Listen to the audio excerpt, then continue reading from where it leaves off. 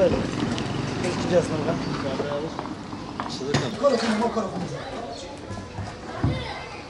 İşte hayvanın ama kadar burada işiyor, geçiyor. Milletler sezon işçiye, sezon...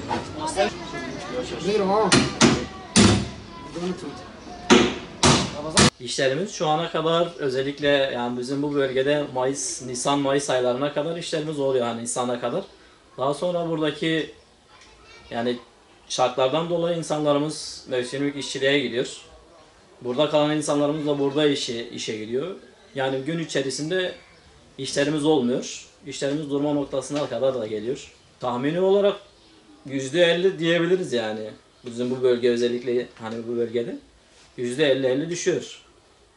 Yani normalde burası tarıma elverişli bir yer. Yani Fırat Nehri'ne yakın, buradan geçiyor. Sulama, yani her köye sulama imkanları sağlansa, insanlar burada sulu tarıma geçilse buraya giden, yani dışarıya giden insanlar gitmez. Yani insanlarımız burada kalır. Buradaki harcamalar da, hani yaptığı harcamalar da burada kalır. Hem buradaki insanlar da faydalanır. Biz de faydalanırız. Yani yollarda ölüm oranlarını azalır. Ben şu anda burada ulaşım işiyle uğraşıyorum. Bizim şu anda hayvanlar genelinde %50, %60 milletin hepsi tarım işçisi olduğu için şu anda dışarıya çıkmışlar.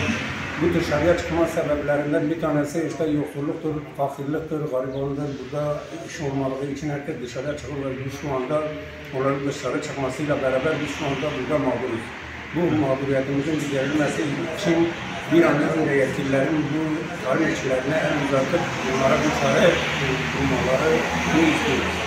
Tarım işçilerinin yoğun olarak yaşadığı bölgemizde tarım işçilerinin dışarı çıkmasıyla her sektörde olduğu gibi bizim sektörde de bir duraklama, bir aksama yaşanıyor şu anda. Bu tabii ki arabanın çarkının dişlisi gibidir. En ufak bir dişli dönmesi gerekiyor ki herkes bir çark dönsün, bir alışveriş dönsün diye. Bizde de aynı durum mevcuttur. Onlar da neticede dışarıdan para getiriyor buraya ve biz de o gelen parayla alışverişimizi yapmaya çalışıyoruz. Dolayısıyla Hilvan'da da aynı şekilde mevsimlik işçilerinin dışarı çıkmasıyla bizim de işimiz şu anda aksıyor ve şu anda her esnaf gibi bizimki de duraklama aşamasında.